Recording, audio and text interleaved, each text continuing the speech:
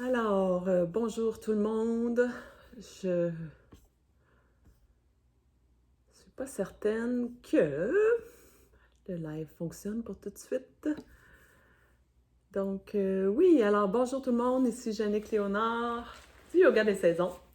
Alors, ça fait longtemps que je vous ai pas fait un petit coucou en direct, en personne.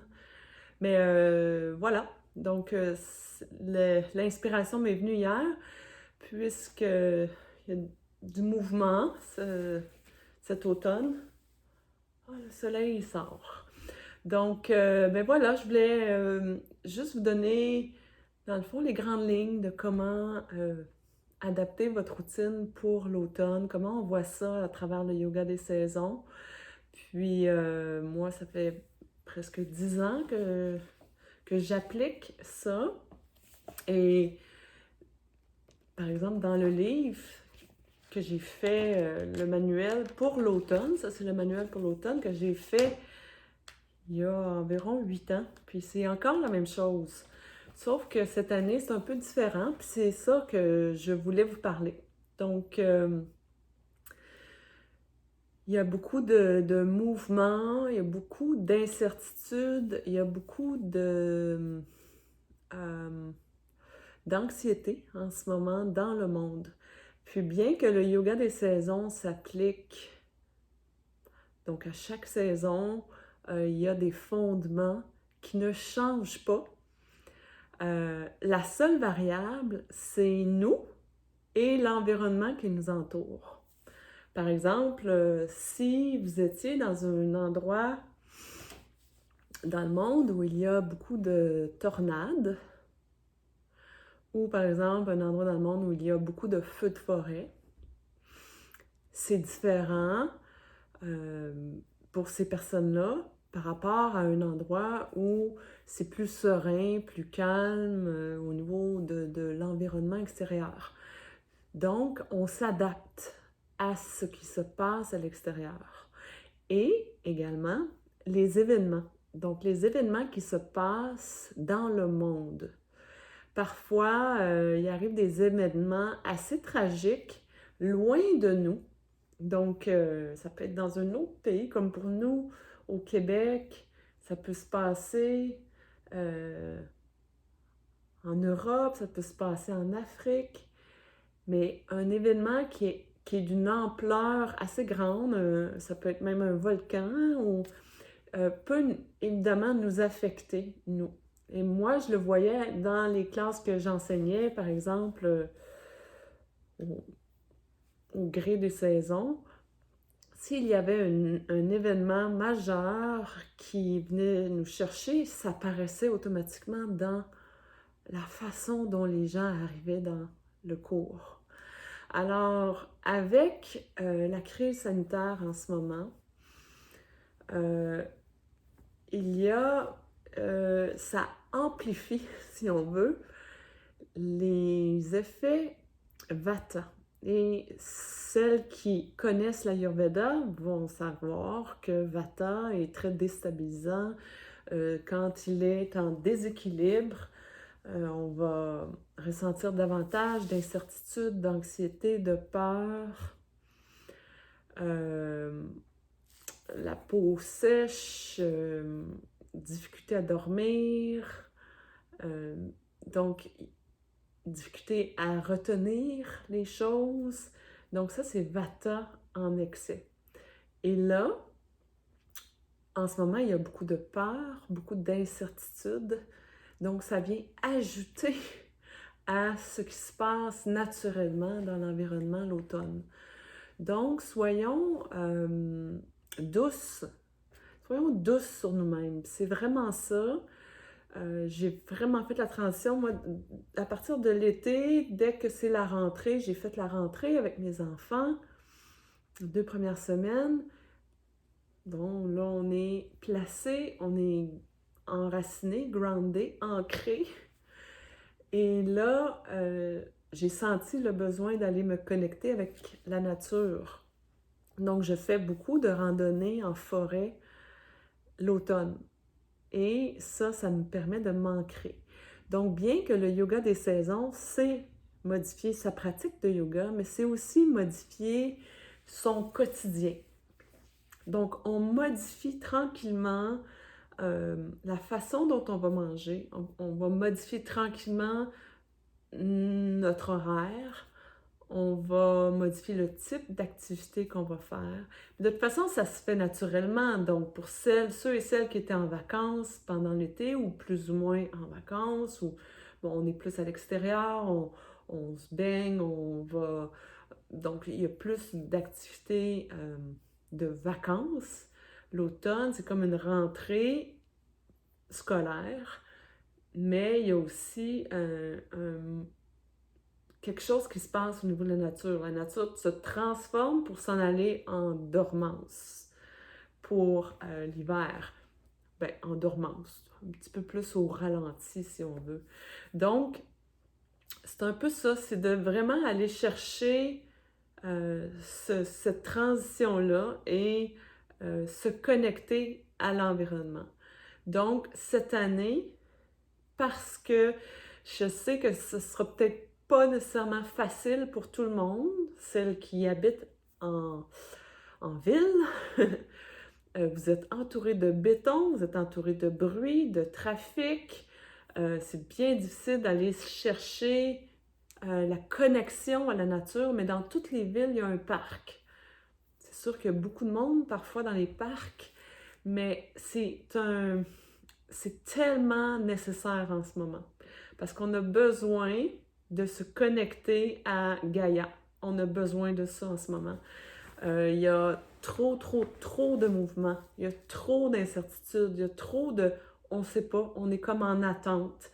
Alors, Vata est comme doublement amplifié en ce moment. Alors, on a besoin de s'ancrer. Puis, surtout pour nous au Québec, avant l'hiver, où c'est bien difficile d'aller se mettre les pieds dans la terre, dans le gazon, dans le sable. L'hiver, on n'a pas vraiment la chance de faire ça.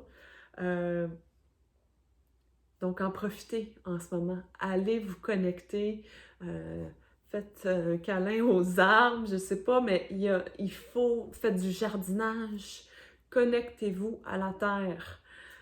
Donc ça, c'est ce que je vous dirais qui est différent cette année.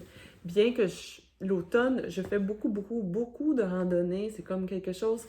On vit, nous, dans les montagnes, on est dans les Laurentides au Québec, alors c'est facile pour nous. Mais si vous êtes dans un endroit où c'est plus difficile, essayez de trouver une façon d'aller vous connecter 30 minutes par jour à la terre, au rythme naturel de l'environnement. Donc, je voulais, comme tantôt, je suis allée marcher et j'ai remarqué que, il y a un arbre qui est devenu rouge depuis une semaine. J'ai vu la transition. Mais si on est toujours dans nos choses, on se lève, on est connecté aux réseaux sociaux, on est connecté à notre ordinateur, on s'en va dans le métro ou dans l'auto, on s'en va au bureau entouré de béton avec nos masques, avec tout ce qu'il y a à gérer en ce moment, l'incertitude économique. On revient à la maison, on peut pas vivre au rythme de la terre, de la saison, si on ne se connecte pas à la lumière naturelle, aux arbres, à la terre, à l'eau. Donc, essentiel, connectez-vous. Vous allez voir, ça transforme votre être, juste de faire ça.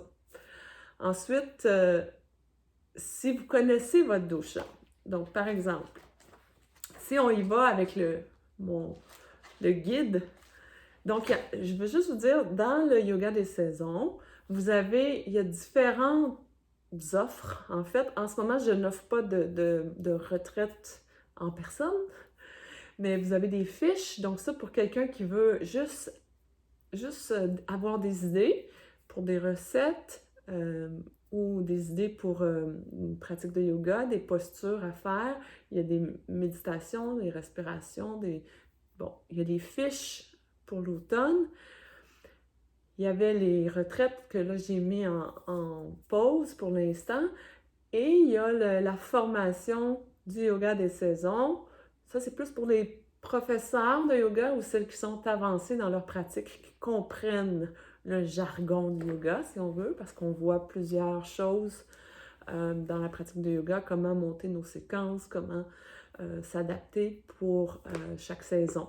Donc, si ça vous intéresse, allez voir ça. Sinon, c'est un peu pour ça que je fais les lives gratuits. Donc, c'est vraiment pour vous donner des grandes lignes. Alors, quand je vous ai parlé du mouvement, qu'est-ce qui est prédominant? Donc, les mots-clés pour l'automne, c'est stabilité. Stabilité, dans le fond.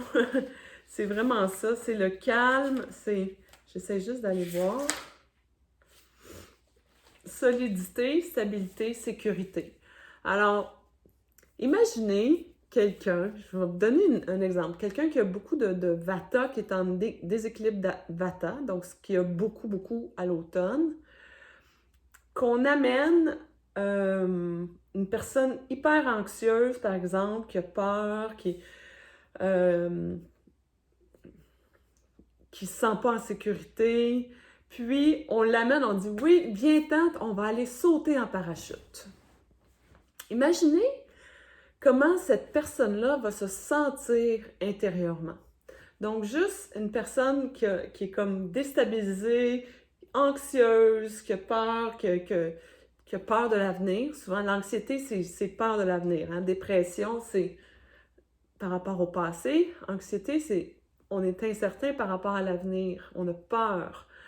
Et que là, on l'amène sauter en parachute. Imaginez le niveau d'anxiété qu'elle va vivre. Donc, c'est un peu ça. C'est que à l'automne, si vous êtes déjà une personne anxieuse, vous allez vous sentir davantage comme ça si vous ne faites pas les choses pour un peu vous aider à venir vous ancrer, à créer de la sécurité et vous sentir solide. Donc, sentir solide, d'aller vous enraciner, ça peut être dans les postures de yoga, faire des postures plus lentes, rien qui va vous pousser, rien de nouveau, rien de...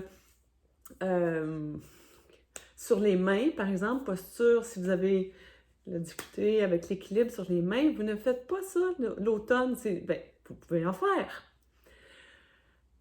Mais si vous avez besoin de sécurité, que vous sentez que vous avez besoin de sécurité, allez vers les choses que vous connaissez et cultivez sur ces choses-là. Donc, vous bâtissez sur ça. Et là, vous allez renforcer ce sentiment de sécurité intérieure. Donc, dans la pratique de yoga, par exemple, à l'automne, moi, je suggère beaucoup un yoga très doux, un yoga régénérateur, yin yoga, lent, vraiment quelque chose de nourrissant.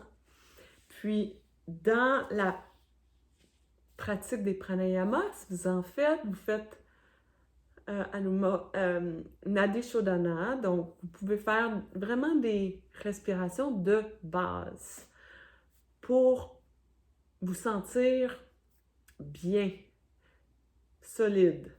Alors, ce qu'on va faire, par exemple, on va, dans notre quotidien, on va essayer d'en mettre moins dans notre horaire. Puis je sais que c'est difficile pour beaucoup d'entre nous, surtout ceux qui sont parents, qui ont la rentrée scolaire, ceux qui ont des entreprises en ce moment et qui ne savent pas s'ils vont garder l'entreprise ouverte ou s'ils vont devoir fermer leurs portes. Beaucoup d'incertitudes. Essayez de diminuer la charge de travail. Essayez de vous en tenir à l'essentiel.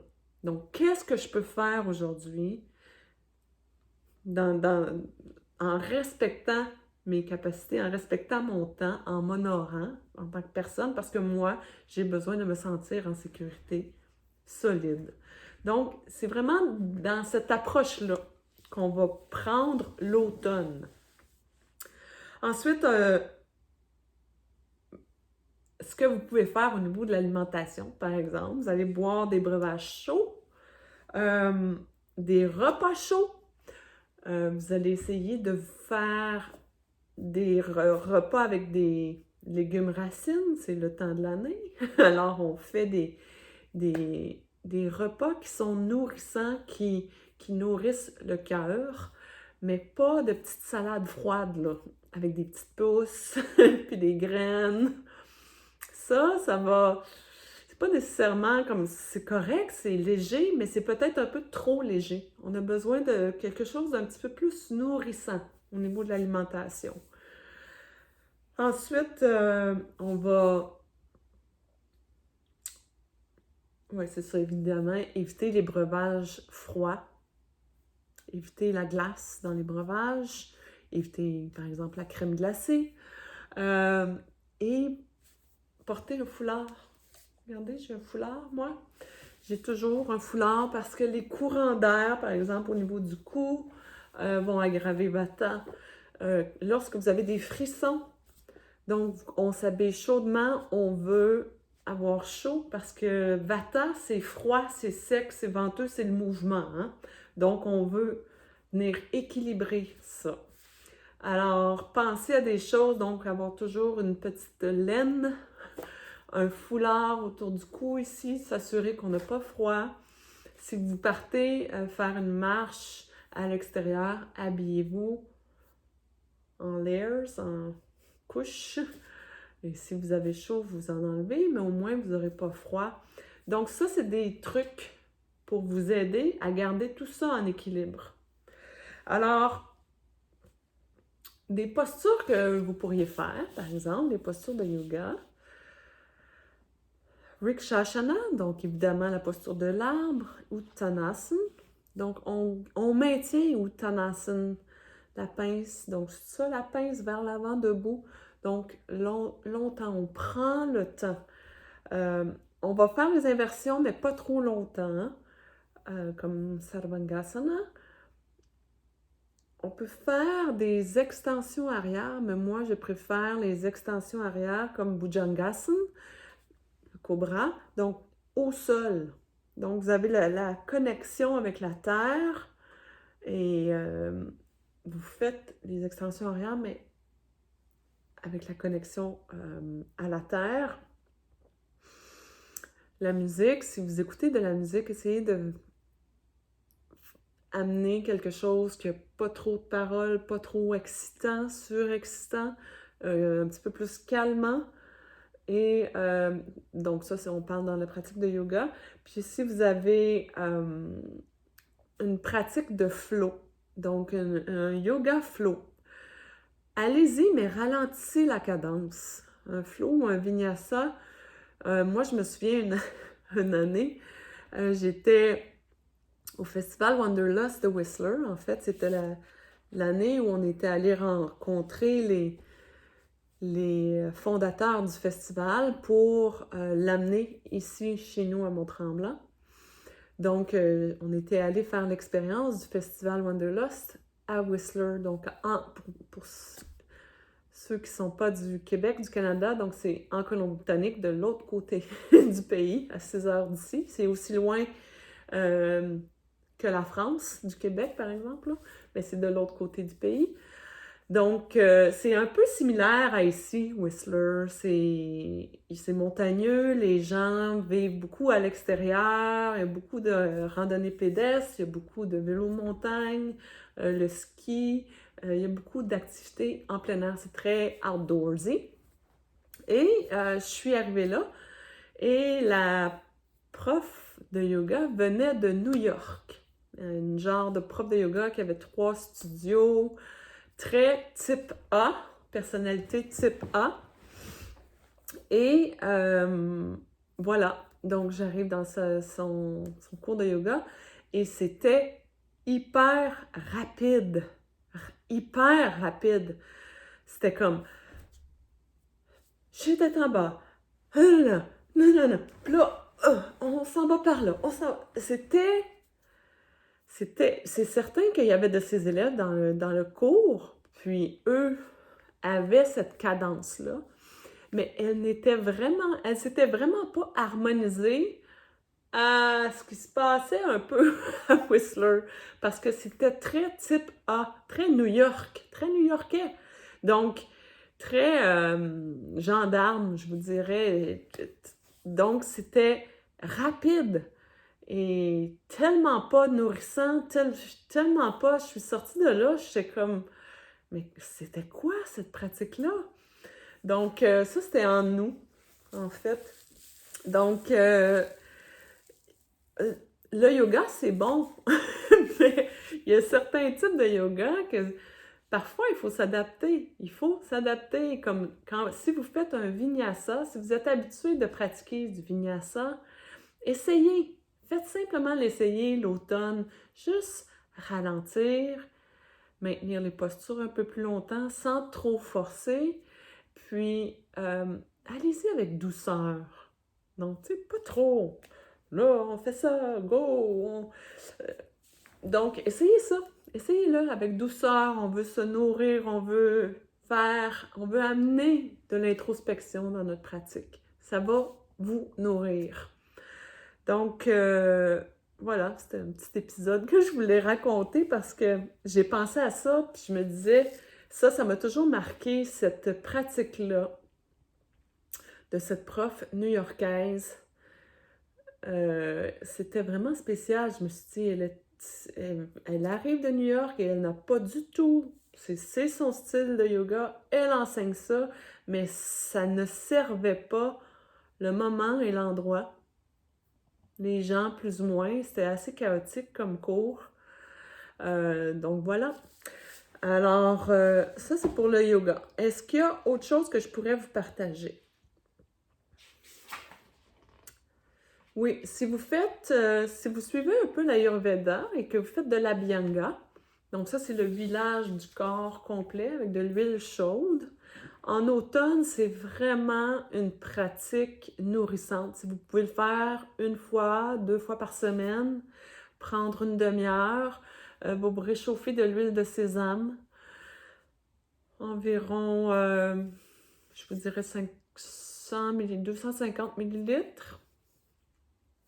Et vous mettez de l'Abhyanga, de l'huile partout, sur tout le corps en massant. Je l'explique dans une vidéo, je crois, sur ma chaîne YouTube. Donc ça, c'est très, très, très nourrissant. Donc, si vous sentez que vous êtes en train de perdre les pédales, que vous allez péter votre coche, que vous vous sentez dépassé par les événements, que vous ne savez plus, que vous êtes déstabilisé, que vous avez envie de pleurer, que vous savez plus ce que vous allez faire avec votre entreprise, avec votre pratique de yoga, si vous enseignez. Donc, si vous vous sentez un peu déstabilisé, pratiquez l'Abhyanga. Vraiment, ça va aider. Alors, c'est quelques petits conseils. J'espère que ça vous aide. Je ne sais pas si ça va vous inspirer à peut-être faire des petites choses comme ça. Le mot-clé que j'aimerais ajouter, c'est, je l'ai déjà dit, là, pas trop en mettre sur l'horaire, mais quand, comme là, je vous ai partagé quelques petites choses, mais essayez d'en prendre juste 1 ou 2. Essayez pas de tout essayer en même temps. Ça va créer vraiment un sentiment d'être dépassé par les événements parce que vous avez tout ça que vous voulez faire dans la journée et que là, vous réalisez que vous n'avez pas assez de temps pour tout faire ce que vous vouliez faire. Donc ça va vraiment amplifier le sentiment de perdre le contrôle, d'insécurité. Est-ce qu'il y avait autre chose que j'aurais pu faire? Tu vois, ce livre-là date de 2015. C'est vraiment la même chose. C'est vraiment... c'est les mêmes pratiques. Intéressant. Très intéressant de voir que ça ne change pas. Donc, c'est ça. Alors, c'est les conseils que je voulais vous donner aujourd'hui. Je vais peut-être revenir un peu cette semaine. Pourquoi je vous faisais le petit coucou, c'est que j'ai réalisé qu'il y avait des profs qui s'étaient inscrites pour la formation en ligne du yoga des saisons. Donc, depuis 2 ans, je ne suivais pas, donc avec des lives, les gens qui faisaient la formation en ligne. Donc, vous pouvez l'acheter, vous vous inscrivez, vous la faites. À chaque semaine, vous avez un nouveau module et vous faites le module. Toute l'information est là en ligne. C'est vraiment fait pour que vous soyez autonome dans tout ça. Sauf que cette année, je voulais offrir un soutien en personne live. Et donc, voilà. Alors, il y avait ça. Il y avait aussi que, il y a un spécial, c'est que j'ajoute les 2 modules d'Ayurveda. Donc, j'ajoute le programme l'Ayurveda simplifié, ces 2 modules, gratuitement. Y avait-tu autre chose? Il y avait ça. Ouais, c'est ça. Donc, je vais être live à quelques reprises pendant les 6-7 prochaines semaines. En fait, le programme, c'est 4 semaines, mais je vais peut-être aussi vous faire un webinaire pour l'Ayurveda, donc les modules d'Ayurveda. Donc, voilà, celles qui ont déjà fait la formation, vous pouvez embarquer dans ces lives-là gratuitement. Là. C'est juste pour vous donner un soutien, même si vous n'enseignez pas en ce moment. Moi, je n'enseigne pas parce que j'ai pas envie d'enseigner à des classes où il y a la moitié du monde, parce qu'il y a des restrictions ici au Québec. Donc, comme ça. Donc, si vous n'enseignez pas, vous pouvez quand même juste vous ressourcer, venir chercher de l'information pour votre pratique personnelle. Donc, on va vraiment voir en adaptant également à la situation actuelle. Donc, je veux vraiment m'assurer que je réponds à toutes les questions parce que c'est souvent les mêmes questions qui viennent, mais en ce moment, c'est assez exceptionnel. Donc, cet été, j'ai décidé d'ouvrir le cours Yoga des saisons en disant que j'allais vous offrir mon soutien avec des webinaires en direct. Donc, ça fait comme un petit peu plus, ça amène un petit peu plus d'humanité dans le programme. Mais voilà. Donc, ceux qui l'ont déjà fait, vous allez recevoir un courriel. Le premier webinaire va être pas dimanche. Là, on est le 15 septembre. Donc, pas dimanche ici, l'autre. Je vais les faire les dimanches parce que je sais qu'il y en a qui travaillent. Donc, je vais essayer le plus possible de maintenir ça les dimanches. Voilà. Donc, je ne sais pas si vous avez des questions, mais si